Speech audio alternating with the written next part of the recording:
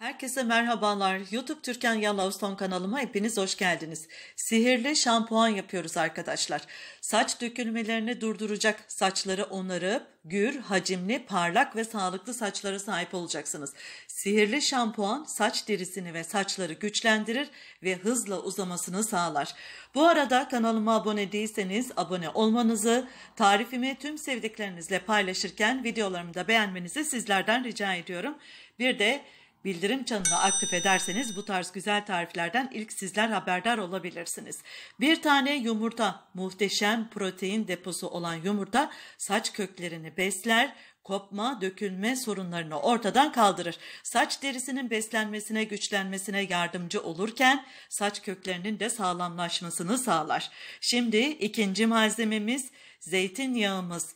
1 tatlı kaşığı oranında zeytinyağı. Zeytinyağı içeriğindeki antioksidan A ve E vitamini saçların kökten uca beslenmesine yardımcı olur.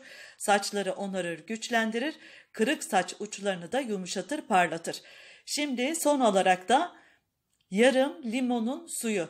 Saç derisine uygun olan limon kan dolaşımının hızlanmasına yardımcı olur. Saç derisine oksijen gitmesine yardımcı olur.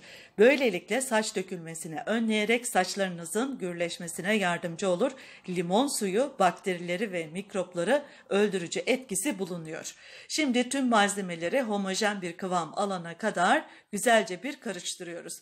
Peki bunu nasıl uygulayacağız? Haftada 2 defa bu karışımı saçlarımıza uyguluyoruz.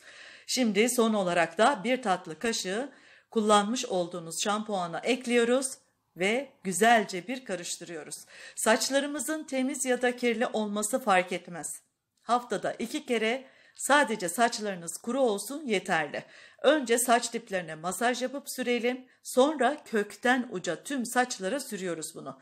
1 saat kadar bekletip daha sonrasında saçlarımızı güzelce bir yıkıyoruz ve bu işlemi sonlandırıyoruz. Uyguladığınız ilk anda saçlarınızın ipek gibi ahenkle dans ettiğini göreceksiniz arkadaşlar. Her tarifimde söylediğim gibi malzemelerden herhangi birine karşı hassasiyeti olanlar lütfen bunları kullanmasınlar. Uygulama öncesi cildinizin küçük bir yerine sürüp 10-15 dakika bekletin. Herhangi bir alerji belirtisi olmazsa kullanabilirsiniz. Hepinizi çok ama çok seviyorum. Kendinize iyi bakın.